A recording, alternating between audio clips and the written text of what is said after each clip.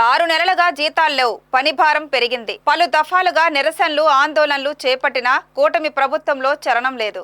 ఇది ఏపీ వెలుగు వివోఏల ఆవేదన. గత కొద్ది రోజులుగా రాష్ట్ర వ్యాప్తంగా నిరసనలు చేపట్టినా ప్రభుత్వం పట్టించుకోవడం లేదంటూ విశాఖ జీవీఎంసీ గాంధీ విగ్రహం వద్ద సిఐటియు ఆధ్వర్యంలో యానిమేటర్లు నిరసన చేపట్టారు.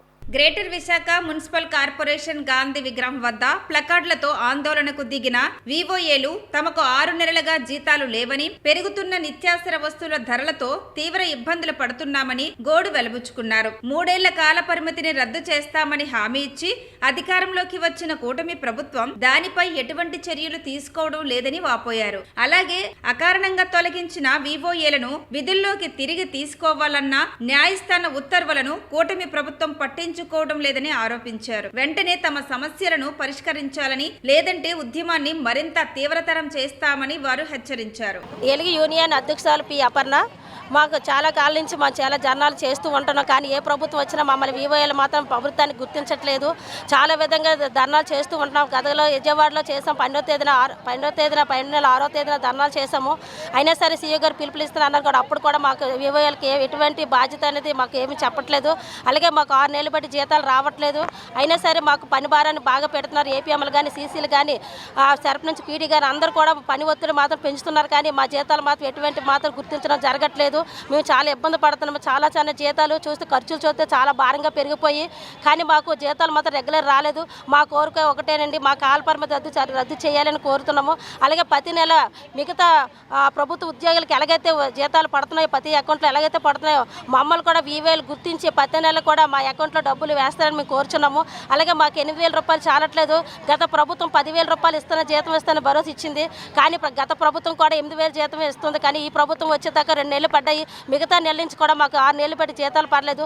మరి 2 నెలలు పోతే మాకు 7 నెలల జీతం అనేది పూర్తి స్థాయిలో అనేది అయిపోయింది. కానీ ప్రభుత్వం మాత్రం మాకు ఆ జీతాలు మాత్రం దయ్యని చెప్తున్నాం. కూటమి ప్రభుత్వానికి ఒకటే ఉద్దేశం చెప్తున్నాం. మా వేరు కోరి ప్రభుత్వాన్ని ఎంపీ చేసుకున్నాము. మా వివోలు అందరూ కూడా రాష్ట్రం మొత్తంగా 28,000 వివోఏలు ఉన్నాము.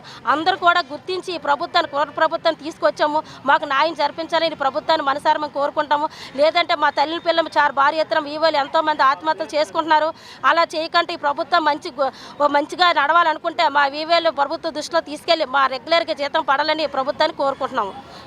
నమస్కారం అండి, నా పేరు కంచమ్మ. ఈవోఏ యూనియన్ సంఘానికి సెక్రటరీని.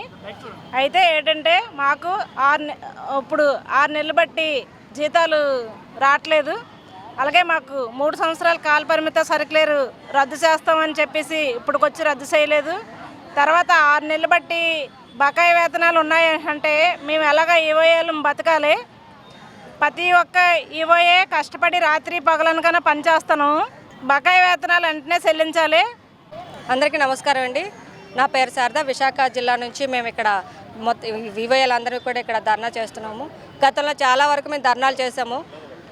మేజర్గా ఏంటంటే మాకు 3 సంవత్సరాల కాల పరిమితి అనేది పేకల మీద కత్తిలాగా ఉంది.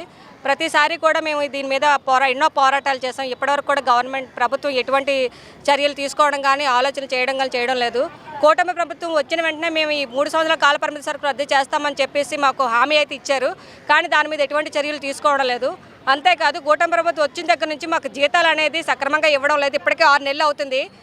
ఎవరికైనా 1 నెల వేతనం లేకపోతే వాళ్ళ కుటుంబం గడపడం చాలా కష్టం అవుతుంది. కానీ ఇలాగ 6 నెలలు చేసి వివోఏలకి వేతనాలు లేకుండా ఇలా హింస పెడుతున్నారు. దయచేసి ప్రభుత్వం ఇది కూడా ఆలోచించాలి.